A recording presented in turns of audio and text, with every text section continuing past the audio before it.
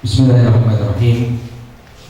Alhamdulillah nahmaduhu wa nasta'inuhu wa nastaghfiruh wa na'udzu billahi min shururi anfusina wa min sayyiati a'malina. May yahdihillahu fala mudilla lahu wa may yudlil fala hadiya lahu. Asyhadu an la ilaha illallah wahdahu la syarika lahu wa asyhadu anna Muhammadan 'abduhu wa rasuluh. Allahumma shalli wa sallim ala nabiyyina Muhammad wa ala alihi wa sahbihi wa man ittaba'a hudahu ila yaumiddin, amma ba'd. Hadirin yang semoga dirahmati oleh Allah, assalamualaikum warahmatullahi wabarakatuh. Alhamdulillah, bila syukur kita panjatkan kepada Allah Subhanahu wa taala atas segala nikmat yang telah Allah Subhanahu wa taala anugerahkan kepada kita semua, sehingga di pagi yang cerah ini kembali kita berkumpul di sini menghadiri majelis ilmu. Kita berharap mudah-mudahan Allah jadikan amalan-amalan kita ini mengantarkan kita semua ke dalam surganya. Amin ya rabbal alamin.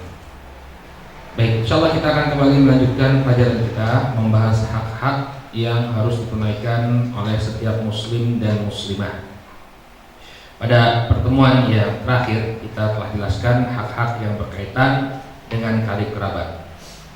Kita punya kewajiban untuk menyambung silaturahim dengan mereka, memperlakukan mereka dengan baik, dan memberikan pertolongan apabila mereka membutuhkan. Nah sekarang bismillah ta'ala kita akan masuk kepada pembahasan hak yang keenam. Al-haqqus sadis haqquz zawjain. Hak yang keenam adalah hak suami istri. Di antara keindahan Islam, hadirin yang dirahmati oleh Allah, Allah Subhanahu wa taala telah mensyariatkan kepada kita syariat untuk menikah, di mana pernikahan tersebut telah Allah Subhanahu wa taala jadikan sebagai sarana bagi seseorang untuk mendapatkan ketenangan dalam kehidupannya. Kemudian dia bisa mencurahkan kasih sayangnya kepada pasangannya. Demikian juga dia mendapatkan curahan kasih sayang dan perhatian dari pasangan, saling memberikan perhatian dan kasih sayang. Di dalam Al-Quran surat Ar-Rum, surat Ar-Rum, dalam sebuah ayat yang sering kita dapati ya di undangan-undangan walimah, ya. Allah Subhanahu wa taala berfirman, "Wa min ayatihi an khalaqalakum min anfusikum azwajan litaskunu ilaiha wa ja'ala bainakum mawaddatan wa rahmah inna fi dzalika laayatin liqaumin yatafakkarun." Kata Allah Subhanahu wa taala, di antara tanda-tanda kekuasaan Allah, Allah telah jadikan bagi kalian pasangan dari jenis kalian sendiri. Artinya manusia menikah dengan manusia, ya, jangan menikah dengan jin. Nanti manusia menikah dengan jin, ya, pas pagi-pagi suaminya kaget, istrinya mana? Ya. Dek, kamu kemana? Aku di sini mas. Ada suara tapi nggak ada orangnya. Ya, kalau menikah dengan yang beda jenis, ya, dengan jin. Kalau dengan manusia, ya dia bisa memperlakukan pasangannya dengan baik. Baik. Kemudian kata Allah Subhanahu wa taala, apa tujuan pernikahan? Litaskunu ilaiha, ya, agar kalian bisa merasa tenang. Ya, merasa tenang dengan keberadaan pasangan kalian. Ya, pernikahan tujuannya di antara lain adalah untuk memberikan ketenangan bagi orang yang menikah.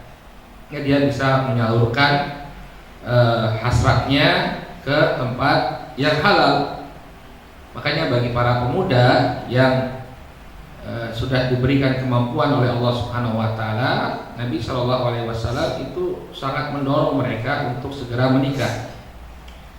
Dalam hadis yang diriwayatkan dari sahabat Abdullah bin Mas'ud radhiyallahu taala anhu, Rasulullah sallallahu alaihi wasallam mengatakan kepada para pemuda, "Ya ma'syarasy syabab, man istata'a minkumul ba'ah falyatazawwaj. Fa innahu aghaddu lil basari wa ahsanu lil farj. Faman lam yastati' fa 'alaihi bisawm fa innahu lahu wija." Kata Rasulullah sallallahu alaihi wasallam, "Wahai para pemuda, barang siapa di antara kalian yang telah memiliki kemampuan, maka hendaknya dia menikah.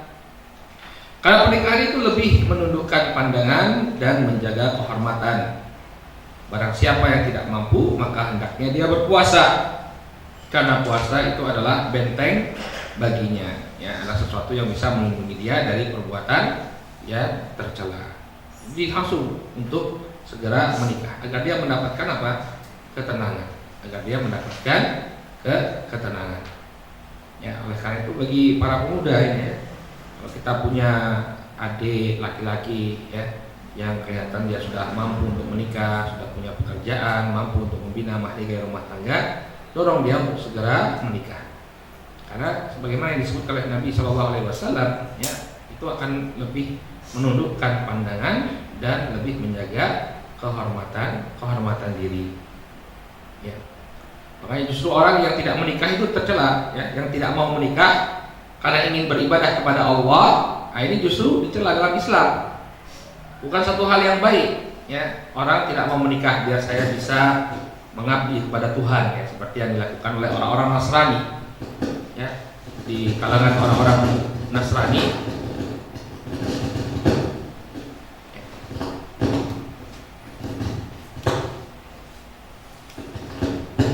Ya, di kalangan orang Nasrani itu para pendeta, para pastor dan suster-suster itu tidak menikah karena ingin mengabdikan diri kepada Tuhan, kata mereka.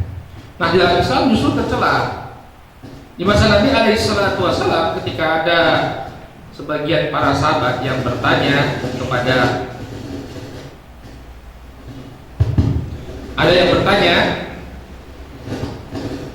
tentang bagaimana ibadahnya Nabi Alaihissalam, mungkin dimatikan terus dihidupkan lagi. Tes jawabannya. Ya. Di antara sahabat itu ada yang bertanya kepada sebagian istri Rasul Shallallahu Alaihi Wasallam,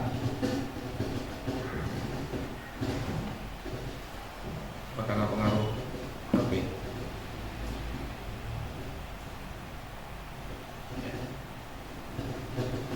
Ya, bertanya kepada Rasul Shallallahu Alaihi Wasallam tentang bagaimana ibadahnya Nabi Alaihi Wasallam. Kemudian disebutkan bahwa Nabi Alaihissalam ibadahnya demikian dan demikian, yang beliau sholat ya sampai kakinya kemudian bengkak-bengkak. Maka di antara para sahabat itu ada yang merasa ibadahnya itu sangat kurang. Ya, ibadahnya itu sangat kurang sehingga mereka mencoba untuk menyaingi ibadahnya Nabi Alaihissalam.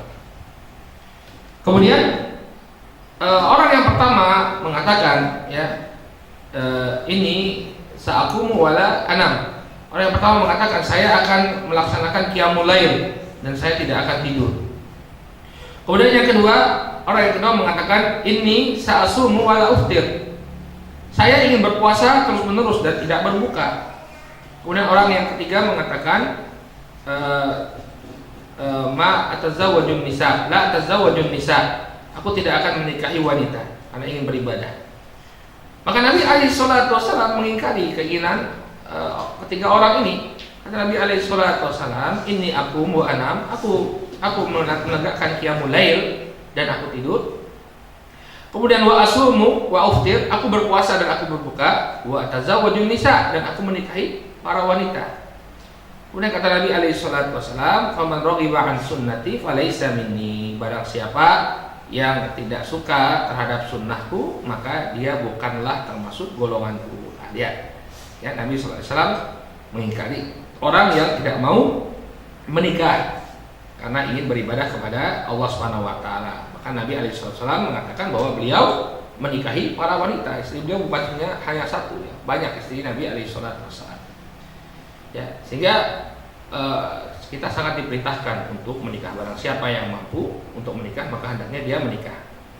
Kemudian waja'ala bainakum mawaddatan wa rahmah, dan Allah Subhanahu wa taala jadikan, ya, di dalam lembaga pernikahan tersebut mawaddah wa rahmah, saling mencintai dan saling mencurahkan kasih sayang.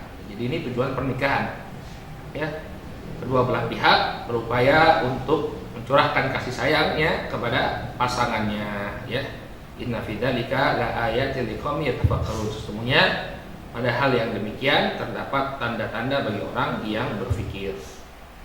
Nah, ini hadirin yang dirahmati oleh Allah, ya.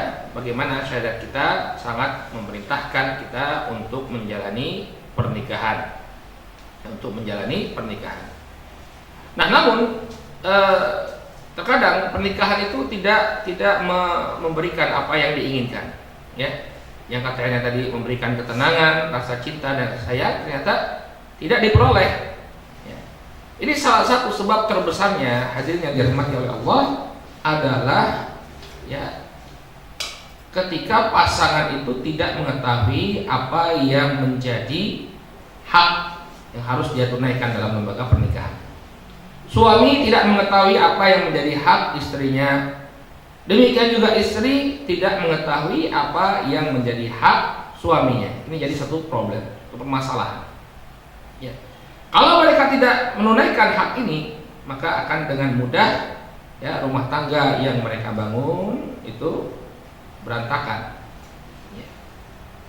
Juga perlu kita ketahui yang namanya iblis laknatullah alaih itu sangat senang sekali kalau rumah tangga kita itu hancur berantakan. Ya. Dia sangat senang sekali kalau rumah tangga itu hancur berantakan. Karena efeknya kemana-mana, kerusakannya bukan hanya menimpa pasangan suami istri saja, tapi juga merembet kemana-mana, ke anaknya, ke keluarga besar, ke masyarakat. Ya. Oleh karena itulah iblis itu selalu berusaha ya untuk mencerai-beraikan rumah tangga kita. Ya. Ini musuh yang sudah sangat berpengalaman, ya. Pengalamannya ribuan tahun untuk memecahkan rumah tangga kita. Maka kita harus waspada. Dalam sebuah hadis Nabi Shallallahu Alaihi Wasallam mengisahkan bagaimana gembiranya iblis laknatullah alaih dengan ya, bercerainya pasangan-pasangan kaum muslimin. Nabi alaihi salatu wasallam, inna iblisa yadau arsyahu alal ma' thumma ba'atha saraya. Sesungguhnya iblis laknatullah alaih, dia meletakkan singgasananya di atas samudra, di atas air. Kemudian dia utus pasukannya. Fa'adnahum ilaihi a'dhamhum fitnah. Maka dari tentara iblis itu yang paling dekat kedudukannya dengan iblis laknatullah alaih adalah yang paling besar fitnahnya, paling besar kerusakan yang dia timbulkan. Maka kemudian datanglah ya satu persatu bala tentara iblis tersebut melaporkan kejahatan yang atau kerusakan yang pernah dia lakukan, yang telah dia lakukan. Semuanya dianggap remeh oleh iblis laknatullah alaih. Ma fa'alta syai', ya kamu belum melakukan apa-apa. Sampai kemudian salah seorang di antara pasukan itu ya mengatakan kepada iblis, ma taraktuhu illa faraqtu bainahu wa baina imra'atihi. Tidaklah aku meninggalkan seorang laki-laki melainkan aku telah ceraikan antara dia dan istrinya. Maka iblis sangat bergembira. Ya, maka bala tentaranya itu dia panggil, dia letakkan, ya dia persilahkan untuk duduk di dekatnya. Kemudian dia mengatakan, nikma anta, engkau adalah bala tentaraku yang terbaik. Kenapa? Karena dia telah berhasil memecahkan, ya, memecah belah rumah tangga kaum muslimin. Oleh karena itu penting bagi kita untuk mengetahui apa yang menjadi hak pasangan kita agar rumah tangga kita itu terjaga, jangan sampai rapuh dan mudah dihancurkan oleh iblis dan bala tentaranya. Satu hal yang cukup menyedihkan ya kalau kita lihat fenomena yang terjadi di tengah-tengah kita, yang namanya pernikahan itu adalah satu lembaga yang kita jalani ya selama puluhan tahun. Semua orang tentu menginginkan agar pernikahannya harmonis, ya awet sampai dipisahkan oleh kematian.